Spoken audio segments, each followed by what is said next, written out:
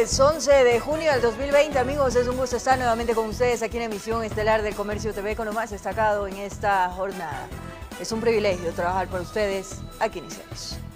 Daniel Salcedo Bonilla, actualmente con prisión preventiva por sobreprecios en contratos de insumos médicos en el hospital del IES de Los Ceibos, recibió amenazas de muerte, por lo que un fuerte resguardo policial se instaló en esa casa de salud, donde se recupera de sus heridas tras el accidente aéreo en Tumbes, Perú. Salcedo sería trasladado a una cárcel de Quito por su seguridad. En las próximas horas, Daniel Salcedo será trasladado a un hospital de Quito debido a las amenazas que habría recibido. Lo dijo el juez que está llevando el caso y obviamente eso a nosotros nos alerta a tomar todas las precauciones justamente para evitar que si la integridad del señor Salcedo está en peligro, nosotros como policía le demos las garantías mientras permanezca ahí en el hospital Guayaquil. El operativo de traslado a Quito dependía de los informes médicos, no solo de los peritos de la Fiscalía, también de la Casa de Salud. Existe un informe médico por parte de un médico de Fiscalía en donde indica que el señor estaría en condiciones de viajar, pero ese informe debe ir de la mano y coincidir con el informe que realice el médico tratante. El médico tratante del Hospital del Sur indica que él debe todavía permanecer internado, que debe permanecer aún en la unidad de cuidados intensivos, y mientras el hospital, en este caso que lo está tratando y que lo está... Gracias por seguir en nuestra sintonía. La policía investiga las circunstancias de la muerte de la menor de 10 años, cuyo cuerpo fue hallado en el estero Salado al sur de Guayaquil. La madre de la pequeña responsabiliza al padrastro de la niña. Desde el momento en que desapareció la niña de 10 años, se inició la búsqueda. Fue este miércoles, en horas de la tarde, que dos de los hermanos de la pequeña Judith Luciana Oravio Bone encontraron su cuerpo flotando entre los manglares del estero Salado a pocos metros de la conocida playita del Guasmo, sur de Guayaquil.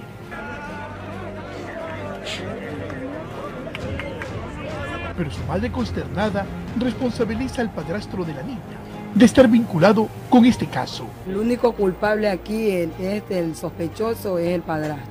Mi hijo de 12 años me dice que él lo miró cuando él llevaba a la niña para afuera. Él se la ha llevado porque debe una plata por droga. Lamentablemente creo que la ha dejado empeñada a la niña. Él lo quiso hacer con los varones también, pero como es que los varones eran más sabidos, no lo hizo. Quienes conocían a la niña dicen que era una niña tranquila. En la cooperativa Batalla de Tarqui, todos están consternados. ¿Una niña tranquila? Sí, estudiosa también, para decir. 10 años, no era malcriada. Uno a veces como madre o como familia no espera eso de sus hijos, ¿no? Bueno, pues no tenemos ni explicación, o sea, estamos como en shock, no entendemos ni por qué desapareció y cómo apareció tampoco. Posiblemente nadaron ahí en el estero Salado y producto de ello se pudo ahogar. Esa es una primera hipótesis. Una segunda es de que el padrastro tenga que ver algo con la desaparición de esta niña. Agentes de la DINAPEM brindan la ayuda necesaria a la madre del infante. La mamá, dentro de la investigación, se le prestó todas las facilidades y las ayudas para llegar a encontrar, en este caso, a su hija, debido a un caso de connotación social y a la edad y a precautelar por el interés superior del niño, ya que era una niña de 10 años, se realizó una búsqueda exhaustiva de la menor. El cuerpo de la pequeña será velado en su domicilio, para de inmediato darle cristiana sepultura, informó Carlos Julio Gurumendi. Y otra noticia lamentable, una niña de apenas 8 años de edad habría sido ultrajada sexualmente para luego estrangularla. El atroz hecho sucedió en la parroquia Huigra, en la provincia de Chimborazo. Sus padres estaban deshechos, no podían concebir que su pequeña Emily de 8 años de edad presumiblemente haya sido asesinada y violentada sexualmente. Tras estar desaparecida por varias horas, el atroz crimen sucedió en la parroquia Huigra, en Chimborazo. El busito que ella llevaba puesto estaba todo acá arriba en el cuello y había moretones en el rostro, en el cuello. La maestra de la desafortunada niña contó que era una buena estudiante, mostró sus tareas que habría enviado de manera virtual. Cuenta que le cogió un cariño especial, hacían planes por el chat. Buenas tardes. Gracias, señorita. Y mire, mi muñeco lo formé con frutas. ¡Ay, qué hermoso! ¿Me puedes regalar para comérmelo? Me dio antojo de esa rica manzana. Cuando venga, regalar hartas manzanas. Para cuando esta pandemia pase, puedan reencontrarse. Me escribió un trabajo hecho con una manzana. Dice, señorita, le voy a tener muchas manzanas cuando usted regrese. La madre no podía pronunciar palabra. Estaba en un mar de lágrimas. El padre de la pequeña Emily y allegados pedían justicia y que atrapen al autor del hecho. Para que hagan justicia y que no queden impunes, porque hay muchos niños que también circulan por esos campos. Quisiera que las autoridades tomen en cuenta eso, lo que es quitar la vida a un ser humano, a una niña. El féretro, adornado con un ramo de flores de su maestra, permanecía en las afueras de la morgue de Riobamba, donde trasladaron el cadáver. El médico legista, tras la autopsia, afirmó que la muerte fue por estrangulamiento y además se investiga una posible violación. En eso se está investigando todavía, ¿no? Todavía faltan de hacer ciertos exámenes que puedan confirmar o descartar algún tipo de delito sexual. El cuerpo fue llevado a su natal Huigra, donde le brindarán cristiana sepultura. En Chimborazo, informó Darwin Altamirano. Una supuesta banda integrada por 2 policías en servicio activo y 2 guardias penitenciarios de la CRS de Turi de la ciudad de Cuenca fueron detenidos junto con 3 personas más en el operativo Atenas. Se los acusa de extorsión a familiares de los PPL e introducción de objetos prohibidos. Luego de una larga etapa de investigación, la policía de la SUAY logró desarticular una organización delictiva que se venía dedicando a la extorsión a familiares privados de la libertad y del ingreso de objetos prohibidos al Centro de Rehabilitación Social Turi. Y en la madrugada de hoy se logró desarticular una organización que presumimos se trataría de un grupo de ciudadanos que se asociaron ilícitamente para, primero,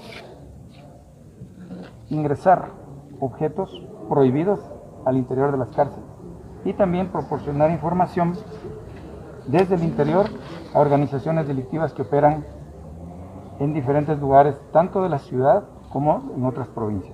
Dentro del operativo denominado Atenas se desarrolló allanamientos a varios domicilios, lugares donde fueron aprendidos 7 personas, supuestos integrantes de esta banda, entre ellos policías y guardias del centro carcelario de Turi. 2 policías en servicio activo, 2 guías penitenciarios, una ciudadana extranjera y 2 ciudadanas de nacionalidad ecuatoriana.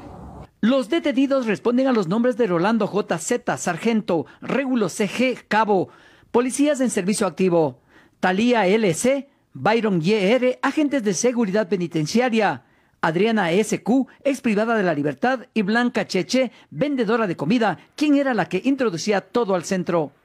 Pero la organización facilitaba el ingreso y también desde adentro se entregaba información importante para otras organizaciones en el exterior. Entre las evidencias encontradas en los allanamientos se mostraron 3 armas de fuego, 14 municiones de 9 milímetros, 50 municiones calibre 22, 50 municiones calibre 25, un chaleco de protección balística marca FAME, un vehículo marca Kia, 2 motocicletas y 5 celulares. Desde la ciudad de Cuenca, informó Francisco Ramírez. Les tenemos información de última hora. Atención, no será trasladado a la ciudad de Quito Daniel Salcedo, quien actualmente cuenta con prisión preventiva por sobreprecios en contratos de insumos médicos en el hospital del IES de Los Ceibos. De acuerdo con las autoridades, ha recibido amenazas de muerte, por lo que está con un fuerte resguardo policial. Reiteramos la información, no será trasladado a la ciudad de Quito. Ahora les contamos que decomisan 448 paquetes que contenían clorhidrato de cocaína mientras eran trasladados en un camión para ser enviados a Europa y los Estados Unidos. En otro caso, más de 200 paquetes fueron localizados en el interior de una vivienda en Durán. 3 personas fueron detenidas. La información salió de adentro y cuando la unidad de investigación de puertos y aeropuertos emprendió el seguimiento en la avenida Nicolás Lapenti, Durán, dio con un camión que tenía doble fondo. 448 bultos de clorhidrato de cocaína. Esta droga estaba dirigida hacia el puerto para ser exportada hacia el exterior. La policía presume 2 destinos, Europa y Estados Unidos. Solo detuvieron al conductor. De 445.760 gramos. Estas dosis aquí en el mercado interno serían de 4.455.600 dosis que pudimos sacar del mercado. En otro operativo efectuado en el sector Finca Delia, también Durán, vieron el movimiento sospechoso de una camioneta en una de las viviendas. Color blanco, cajón de madera, y se notó vigilancia de parte de la ciudadanía, gente civil del sector. En el interior se encontró la doble cabina color negra que tenía los bultos de yute y en su interior los 201 paquetes de cocaína. La otra camioneta fue localizada en el cantón El Carmen, Manabí. Allí 2 detenidos. A veces sucede, capturaron a quienes estaban encargados de... Eso es importante determinar. El trabajo que se está realizando justamente es llegar a las cabezas de las organizaciones, no solamente a las personas que transportan o acopian la droga. La consigna del Comando Zonal es cercar cualquier intento o pretensión del movimiento delictivo de alto vuelo. Informó Jorge Escobar. Momento de una nueva pausa comercial aquí en la emisión estelar del Comercio TV. Más adelante, en Quito se incrementa el trabajo infantil por la crisis económica en pandemia del COVID-19. Los detalles en breves minutos. Meses de nuestra campaña TVC Te Quiere a Salvo, hemos logrado entregar ayuda a más de 6.000 familias necesitadas en esta emergencia sanitaria. Dentro de las prioridades atendidas han estado las personas de la tercera edad y con discapacidad. En una nueva jornada entregamos sillas de ruedas, medicinas y alimentos. Apostado sobre la calle principal de su casa en el sector de Huangopolo, encontramos a Patricio Caleiro, una persona no vidente quien junto a su esposa y nieta nos esperaban con gran ilusión y esperanza. Y es que después de pedir ayuda a cuantas personas e instituciones se les ocurría, nadie había atendido a su llamado. Comentan que la emergencia sanitaria les ha impedido salir a buscar el pan de cada día, por lo cual TVC Te Quiere a Salvo les asistió con los kits de alimentos. Agradezco al canal TVC, a la Fundación Jonathan, por haberme venido a compartir estos alimentos. Gracias por visitarme. Viven en esta modesta vivienda. Beatriz Paguanquiza señala que debido a la discapacidad de su esposo y a las enfermedades que tiene, han cumplido rigurosamente con el confinamiento. Sin embargo, la falta de dinero les ha jugado en contra en torno a los alimentos y a las medicinas que él requiere. Yo vendía unas frutitas en el peaje del Intervalle, pero yo vivía del día al día, pero ahora pues sinceramente no puedo trabajar. Gracias a las donaciones también entregamos las medicinas que Patricio requería. Además nos percatamos que su bastón está en muy malas condiciones. Lamentablemente no pudimos cambiárselo por uno mejor. Sin embargo, confiamos en que la solidaridad nos hará volver con este objetivo. Y más es mis medicamentos, porque no puedo dejar de utilizar los medicamentos. Dejo de utilizar y me sube la presión y es terrible. Les agradezco infinitamente. Nos despedimos de esta pequeña familia para ir a conocer a Julio Nicolalde y su madre Carmen Armendáriz, de 88 años, quien requería una silla de ruedas, pañales y alimentos. Más feliz, más tranquilo. Sé que no estoy solo, porque me sentía solo con mi mamá y a veces me cogía depresión y todo, ¿no? Tanta cosa. Julio relata que no tienen familia, son únicamente los dos y se cuidan mutuamente, aunque debido a sus enfermedades hay días en que las cosas se les ponen muy difícil. Yo soy el que le cuido, a veces no puedo cuidarle porque ya también las fuerzas me faltan, estoy bien enfermo, tengo epilepsia, ¿ya? Entonces yo tomo también medicamento de Pamin y todo eso. Yo tengo una sonda aquí Son historias de personas con discapacidad y enfermedades preexistentes que se repiten por miles y que en esta emergencia sanitaria son los más afectados y vulnerables. Si usted quiere sumarse a esta campaña solidaria y seguir ayudando a más familias, puede comunicarse al número 0999 71 30 78 o haciendo un aporte económico a la cuenta corriente del Banco del Pichincha 3267 96 82-04 a nombre de la Fundación Jonathan con el RUC 179200 55 74 001. Con cámaras de Omar Flores, en Guido informó Adriana Rojas. Y se ha podido llegar a las familias vulnerables gracias a sus aportes, amigos televidentes, de manera independiente y también gracias a la empresa privada. Seguimos pidiendo su ayuda, así que les vamos a poner nuevamente los teléfonos para quienes se quieran sumar a esta campaña TBC Te Quiere a Salvo de la Fundación Jonathan al 099-971-3078. Desde ya, mil gracias. Y en el Ecuador, miles de niños se ven forzados al trabajo infantil y tras la pandemia se alerta que esta situación incremente a causa de la crisis económica. Conozca cuáles son las provincias con mayor incidencia y los factores que existen detrás de esta realidad. Desde el año 2007 al 2020, en Ecuador se han reportado 64.927 casos de trabajo infantil. Son 3 los sectores laborales en donde se concentra esta problemática. Los niños están trabajando especialmente en 3 sectores. Uno, la agricultura, otro en el sector de los servicios y otro que es el sector de la construcción. Aquellas empresas bananeras, florícolas, brocoleras, también ahí tenemos un sector un poco grande de trabajo infantil.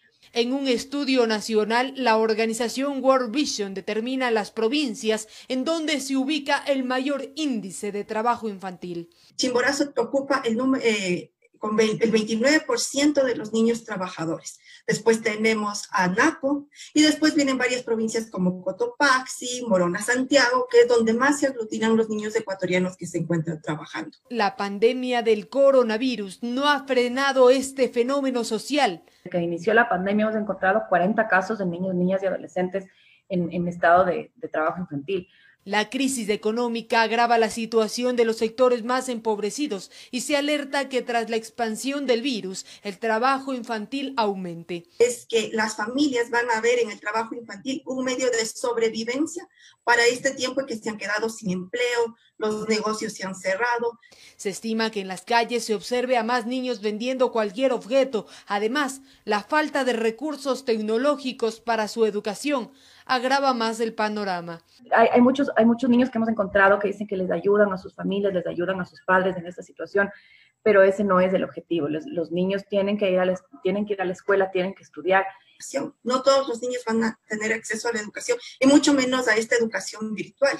La pandemia también deja otros escenarios críticos. Los padres han fallecido en esta pandemia y han tenido estos niños la necesidad de salir a trabajar.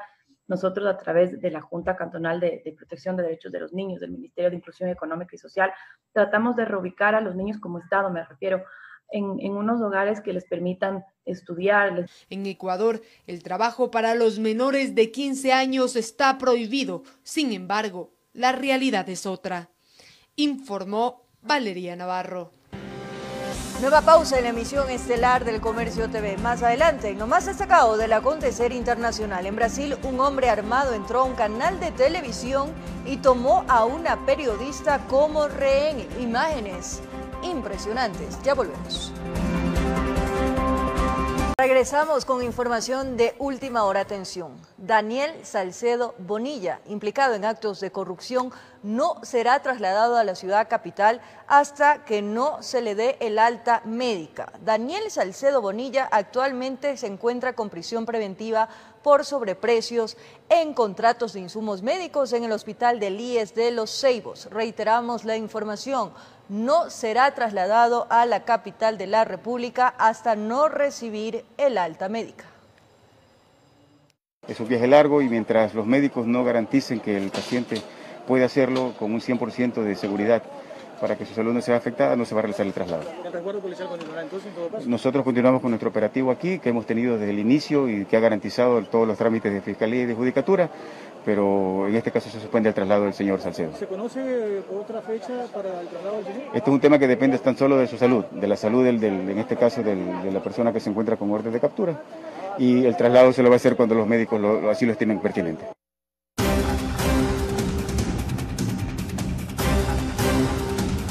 En lo más destacado del acontecer internacional en Brasil, un hombre armado entró a un canal de televisión y tomó a una periodista como rehén. Momentos de zozobra tuvo que vivir la mujer mientras era apuntada con un cuchillo.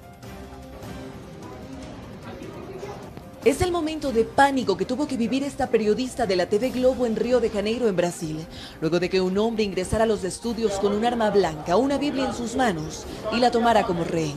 El hombre gritaba continuamente "Globo basura". Poco después dijo que quería hablar con Renata Vasconcelos, la presentadora del programa Jornal Nacional, el noticiero de mayor audiencia en todo Brasil. Eso decía mientras tenía a la otra periodista con un cuchillo en el cuello. Agentes de seguridad que llegaron a atender la emergencia intentaban dialogar con el sujeto, pero era imposible que accediera. Poco después, Vasconcelos, la presentadora del noticiero a la que buscaba, llegó. Esto dio pie a que los miembros del servicio de seguridad de la empresa redujeran al atacante y posteriormente lo entregaran a la policía. La red Cadena Globo ofreció detalles sobre el hecho en un comunicado en el que aseguraban que ninguna persona resultó herida y que lo ocurrido no tiene tintes políticos, pues fue obra de una persona quien sufre trastornos mentales, informó Ismenia Solórzano. Un nuevo caso de violencia policial sacude al mundo con la muerte de un joven palestino que tenía autismo, el cual recibió al menos 7 disparos por sospecha de posesión de armas. Un nuevo caso de violencia policial sacude al mundo tras la muerte de Eyad al-Halad, un palestino de 32 años que tenía autismo. La víctima habría muerto el pasado 30 de mayo en manos de la policía israelí, hecho que ocurrió en la ciudad vieja de Jerusalén por sospecha de posesión de armas. Frente al conocerse la muerte del palestino, cientos de manifestantes salieron a las calles a protestar contra la policía israelí, quienes entre enfrentamientos cuerpo a cuerpo detuvieron a varios ciudadanos. Estamos aquí protestando contra la brutalidad policial y nos encontramos con la brutalidad policial. Eyad fue diagnosticado con autismo, por lo que vivía al cuidado de su madre. Entre sus actividades favoritas estaba el cuidar planta y probar deliciosas recetas de comida. Según declaraciones de la policía israelí, la noche de su muerte durante un operativo, el joven fallecido sostenía un arma, versión que aún no ha sido probada por las autoridades locales. De su parte, varias declaraciones de testigos presenciales afirmaron que la víctima no entendió la orden de detenerse, por lo que recibió al menos 7 disparos. Estamos aquí porque la policía está usando sistemáticamente violencia bruta contra los palestinos. Hacemos un llamado a la justicia para Eyad. Llamamos al final de esta política de disparar y golpear primero y luego hacer preguntas. En Palestina se evidenciaron protestas masivas con carteles que recordaban a George Floyd, otra víctima estadounidense que dejó la represión policial. Tras el lamentable suceso, varias personas se reunieron para dar el último adiós a Eyad. Con realización de Catherine Aguirre, informó Mauricio Sánchez. Un fallecido y 5 heridos, entre ellos estudiantes de niveles iniciales, dejó el ataque con cuchillo de un hombre de 22 años en una escuela primaria en Eslovaquia. Una escuela primaria en la ciudad de Brudge, Eslovaquia, fue la escena de un ataque propiciado por parte de un hombre de 22 años, ex estudiante del establecimiento, quien irrumpió en el lugar y atacó a puñaladas a varios docentes. Uno de ellos perdió la vida. El atacante irrumpió en la escuela con un cuchillo, rompiendo la puerta de cristal. En la entrada, el subdirector intentó detenerlo, pero resultó herido de muerte. Entonces corrió al aula más cercana, donde atacó a una maestra y a 2 niños, escapando de la escena minutos después.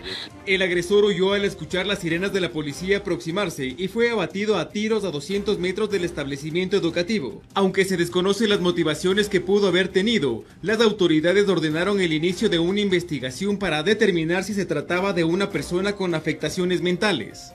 El suceso dejó 5 heridos, 3 docentes y 2 educandos de niveles iniciales, los cuales se encuentran hospitalizados en el centro sanitario de la localidad de Martín. Autoridades gubernamentales se trasladaron al establecimiento y calificaron el crimen como un acto atroz. Lamento mucho lo sucedido y hago llegar mis más sinceras condolencias a las familias de las víctimas. Desgraciadamente hay gente desquiciada que vive entre nosotros y no hemos podido evitar que ocurriera esta atrocidad. Este hecho se dio a 10 días del reintegro de los estudiantes primarios y secundarios al régimen escolar presencial, que se mantuvo suspendido debido a la emergencia sanitaria por el COVID-19. Con la realización de Paula Castillo, informó Edison Saavedra. En América, la pandemia no deja de preocupar a Estados Unidos porque supera los 2 millones de contagios. Además, hay polémica en Chile, donde se encuentran varados 300 colombianos que no pueden volver a su país y tuvieron que firmar a cambio una declaración juramentada que les prohíbe regresar a Chile durante 9 años.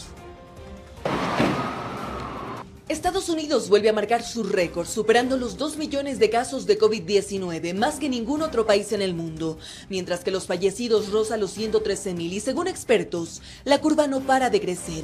Sin embargo, aunque los datos no dejan de alarmar, el presidente estadounidense Donald Trump se ha concentrado en mostrar los resultados económicos de las reaperturas y dejó de lado las evaluaciones diarias que en algún momento supo hacer sobre el avance a nivel nacional de la pandemia. En Latinoamérica la situación también es poco alentadora. Brasil hasta el momento registra cerca de 40.000 muertos y más de 770.000 personas están infectadas. En medio de este panorama, cientos de tumbas fueron cavadas simbólicamente por una ONG en la playa Copacabana en Río de Janeiro para rendir homenaje a los miles de brasileños que murieron por COVID-19 y también para denunciar la incompetencia de las autoridades públicas ante el avance de la pandemia. Argentina, por su parte, durante las últimas 24 horas registró 30 muertes y más de 1.000 casos positivos, llegando a un total de 27.373 infectados y 765 víctimas fatales. En este contexto, el presidente Alberto Fernández consideró la posibilidad de volver a una cuarentena total, pues no imaginó que dejando la fase 1, la curva se descontrolaría nuevamente. Mientras que en Chile hay polémica por 300 colombianos que se encuentran varados en ese país por más de un mes. Ahora están a la espera de ser repatriados en un vuelo dispuesto por el gobierno de esa nación, que les obligó a firmar a cambio una declaración jurada que les prohíbe ingresar al país durante 9 años. Algunos de los inmigrantes varados se quedaron sin poder retornar al país tras la cancelación de sus viajes por la pandemia, mientras que otros se vieron afectados por el cierre de fronteras de ambos países latinoamericanos. Desde el comienzo de la pandemia, más de 7 millones de personas en 196 países contrajeron la enfermedad y según las autoridades, de ellas al menos 3 millones ya se han recuperado, informó Ismenia Solórzano. En TVC, nuestro compromiso social nos motiva a que día a día lleguemos a sus hogares con toda la información actualizada durante esta pandemia mundial.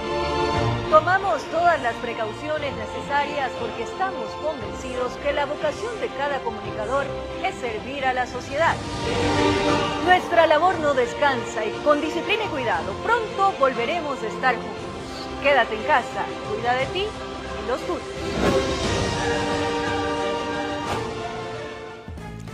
Y a ser más disciplinados también. Gracias amigos por su compañía, cariño, pero sobre todo fiel sintonía. Un abrazo grande.